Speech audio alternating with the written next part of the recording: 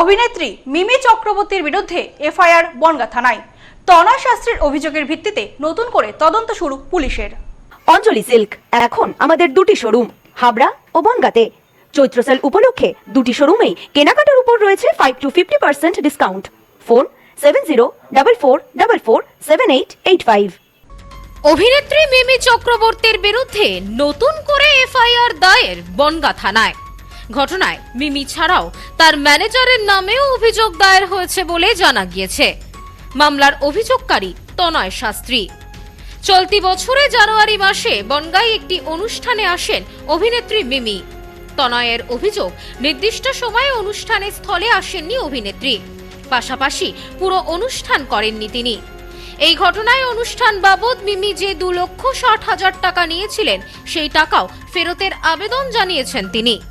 ঘটনার দিন পুলিশের নির্ধারিত সময় শেষ হয়ে যাওয়ার কারণে অভিনেত্রীকে মঞ্চ থেকে নেমে যেতে অনুরোধ করেন তনয়।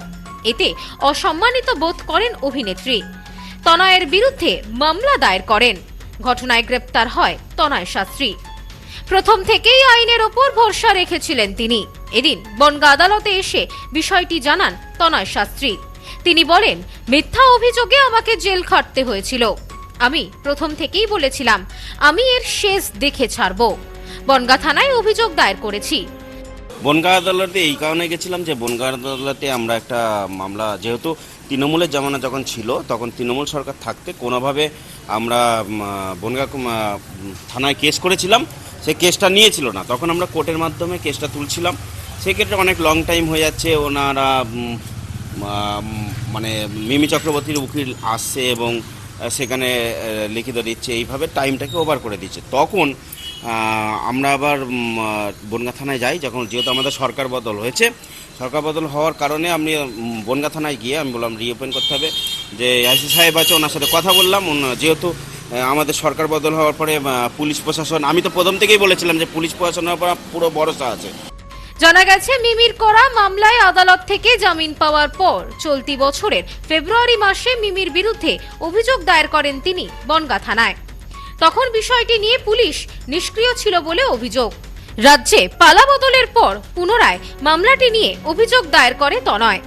বনগাঁ জেলা পুলিশ সুপারকেও বিষয়টি জানান। আদালতেও পৃথক মামলা করেন।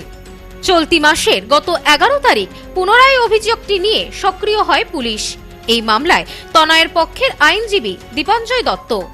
এই বিষয়ে আইনজীবী বলেন, তনয়কে মিথ্যে মামলায় জড়িয়ে হেনস্থা করা হয়েছিল। জামিন পাওয়ার পর তিনি মিমি চক্রবর্তী সহ তার ম্যানেজারের বিরুদ্ধে অভিযোগ দায়ের করেন। তবে সেই সময় পুলিশ মামলা গ্রহণ করেননি। সম্প্রতি জেলা পুলিশ সুপারের নির্দেশে পুনরায় ঘটনা তদন্তে নেমেছে বনগাঁ থানার পুলিশ। এখন ওই ঘটনার পরিপ্রেক্ষিতে একটি মিথ্যে মামলায় তনয় শাস্ত্রীকে অ্যারেস্ট করেছিল পুলিশ। সাবসিকুয়েন্টলি তিনি যখন জেল থেকে মুক্ত হন, জামিন পান, তার পরবর্তীতে 20/2/2000 নিউ পিসি জুয়েলার্স সম্পর্ক গড়ে দেয়। বনগাঁতে আমাদের 3টি শোরুম প্রতিদিনই খোলা। নিউ পিসি জুয়েলার্স বনগাঁ বাটার মোড়। New PC jewellers branch Kumudini স্কুলের বিপরীতে। New PC jewellers beauty Motiganj Hatkhola. আমাদের এখানে সোনা কিনুন পেপারের দামে।